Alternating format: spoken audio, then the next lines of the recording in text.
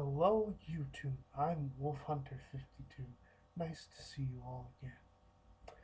First of all, with it being the 23rd and only a day before Christmas Eve and 2 days before Christmas, I would simply like to extend to you all a happy holidays.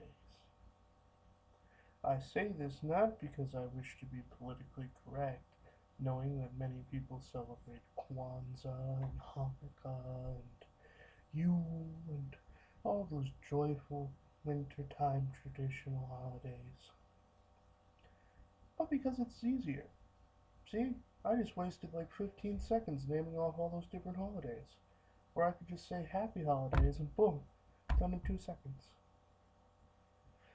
But that's not the main reason I'm here today. The main reason I'm here today is actually because I wanted to comment on a couple Christmas movies that I recently rewatched again. And I know I've watched things like Cinema Sins and The Nostalgia Critic, and I suppose in a way you can count this video as my response to them. Now, because I don't want this video to get too long-winded, I'm going to stick to two main movies that were recently on ABC Family, and they're Christmas classics, one of which I'm a huge fan of, and the other one which I hadn't actually watched in its entirety up until recently, and I feel like I should comment on it now that I actually know what it's all about. Those two films, of course, since you wouldn't know unless I tell you, those two films are the 2000 How the Grinch Stole Christmas and Home Alone, surprisingly. Now, I suppose I'm going to start with Home Alone because it was a film that I hadn't seen in its entirety up until recently, like I mentioned, and there was a lot about it I didn't like. The family in that movie is just fucking horrendous. Like, I get it's Macaulay Culkin, and we don't really like Macaulay Culkin, especially after his roles in things like Son-in-Law and stuff like that. Was it Son-in-Law? I don't know. I don't remember. You know, the one where he stars with Elijah Wood and he's fucking demented. Oh, and Richie Rich. We need to make him pay for Richie Rich. But from the very beginning of the movie, you see just the kind of, I don't know how else to describe it, but just hatred for Kevin that the rest of his family has. His older brother doesn't like him, his older sister calls him a nuisance. I think another one of his sisters calls him incompetent in French. Like, there's just all of this hatred directly directed at Kevin, and I really don't see the reason for it. I mean, in the first 10 minutes of the movie, Kevin gets sent up to his room because he attacks his brother because his brother knowingly ate the only kind of pizza that Kevin eats, which is plain cheese. He's not a fan of these other toppings. And just half of the responses of the family are they're just plain mean. Like there's no excuse to treat Kevin in that way, even if he did attack his older brother. That's something that should be solved with his parents, not something his uncle should be chiming in about. Especially when nothing that happened affected the uncle in any way, minus, ooh, the Coke got spilled onto his pizza, oh no.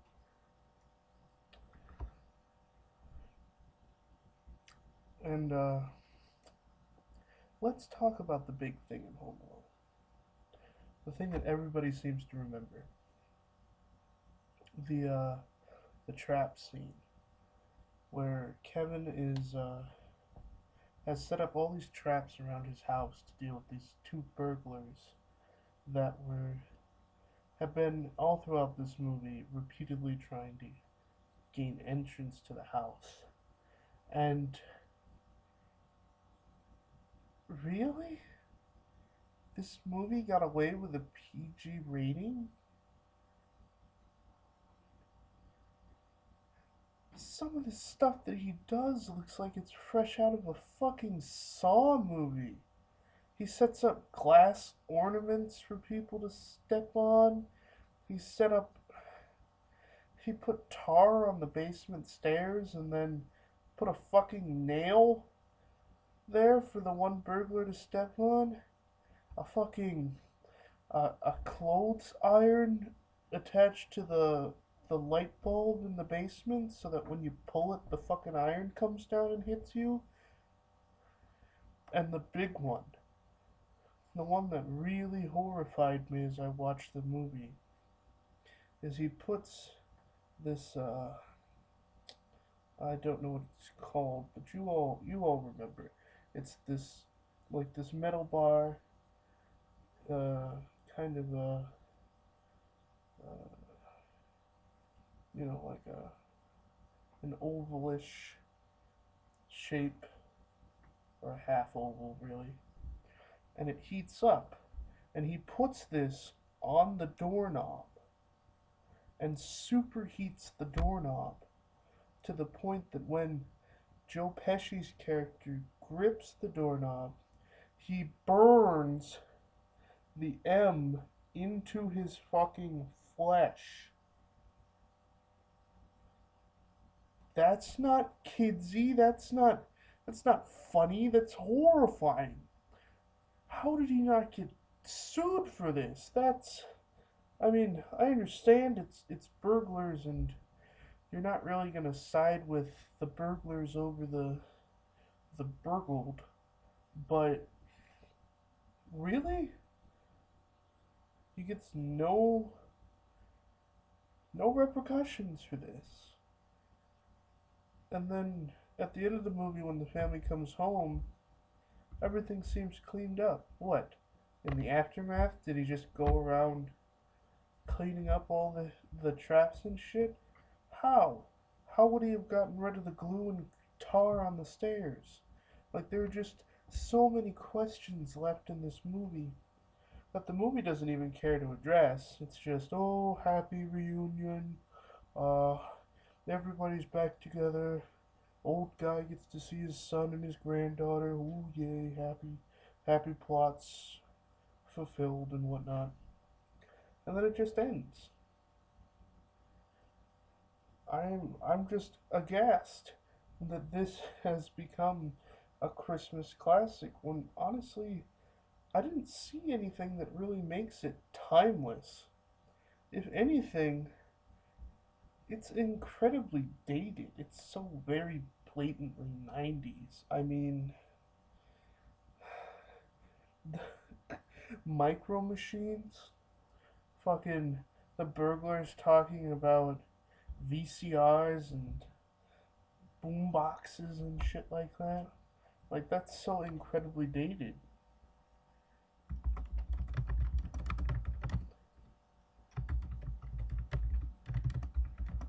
But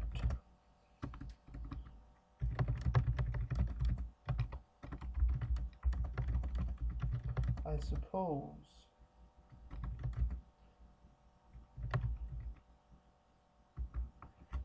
that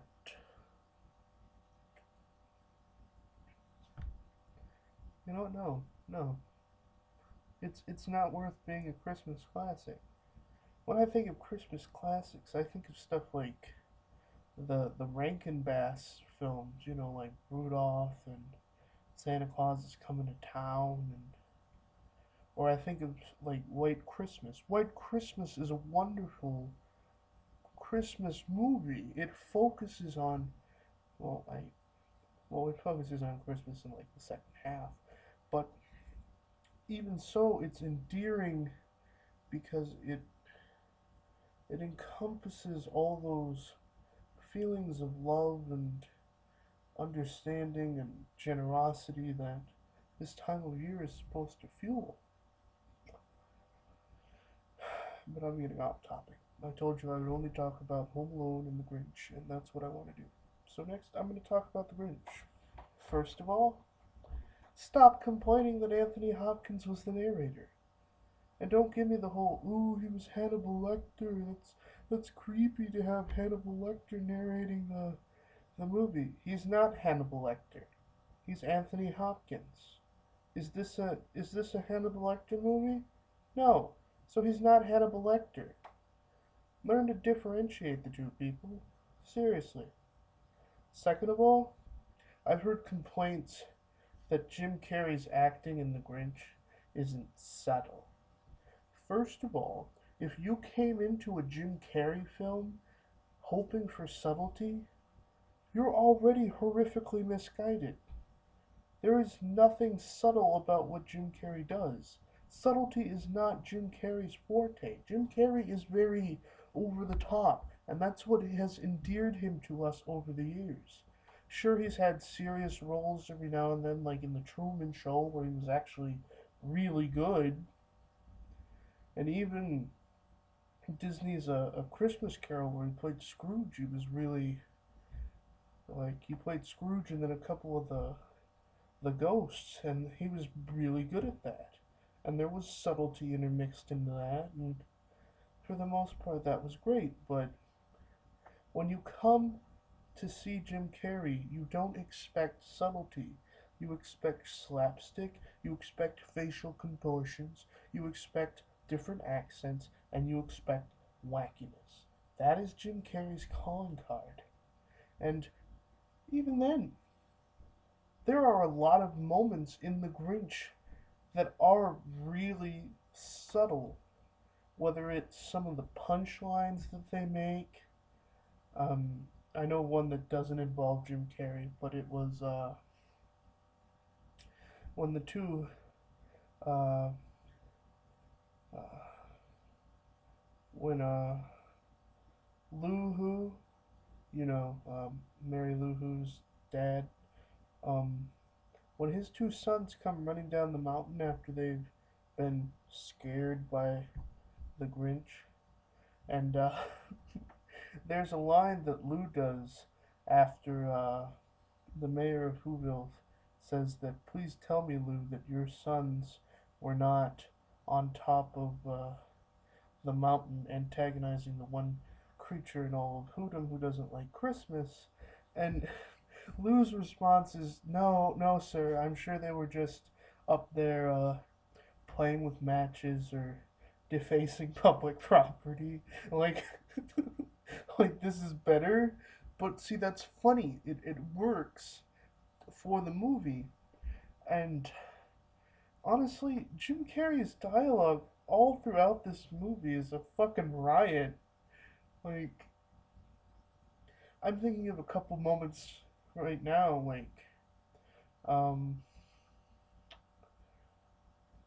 like when he's wrapping up Cindy Lou Who after he's saved her from the present sewing machine, and just you see the wrapping paper whirling, and then it's like, Max, pick out a ball.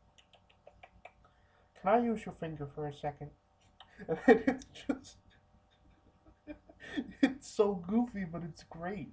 Or I think my favorite line in the movie is after Grinch goes on like this rampage around Whoville, and he tries to hail a taxi, and the taxi drives right by him, and he goes, "It's because I'm green, isn't it?" That was great. That's not only like race commentary, but that's fucking genius. That is amazing. That setup was so great. And but as for subtlety, I think the one moment where he ruined the subtlety that I can agree with people is when he's standing on the top of, well, not the top of Mount Crumpet, but he's heard the Hoosiers singing, and he's like, it's the epiphany scene, the whole maybe Christmas doesn't come from a store. Maybe Christmas means a little bit more. And you see this, like, this pure contemplative face, and you're like, yeah, like, this is really getting to him. And then he goes into overacting mode, and he starts, like, gripping his heart and falling over, and he sits back up and he starts sobbing, which, is really over the top. But that fucking sunrise, man, when you see the light just start creeping up his face, and then he opens his eyes, and you just see the clouds part, and then there's this beautiful orange and pink sunrise. It's just, it's transcendent. That moment, it gets to me every time. And I know a lot of people complain that, like, the old version was better, but really, was it? I mean, I'm not gonna lie, Tony the Tiger's, uh, Tony the Tiger singing "You're a Mean One, Mr. Grinch" is pretty great, but other than that, what does it really have going for it? I get that there are times in this 2000 version that consumerism rears its ugly head, and, like, not all the characters are likable, I get that, but I liked the fact that we took a more in depth look into why the Grinch hated Christmas. It wasn't just the superficial reasoning that everybody else is happy down in the village and here's just the Grinch who hates Christmas because he can. Like, finally getting a reason for him to not like it. And if you ask me, it's a really good reason to not like Christmas. His classmates treated him like shit when all he wanted to do, he put his heart and soul into making a gift for a person that he liked, and he was just met with mockery and all out fucking just rudeness. That would make me hate Christmas.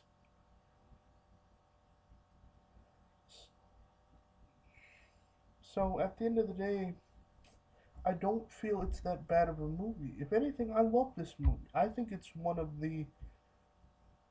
It's definitely in the top 10 for me in terms of Christmas movies.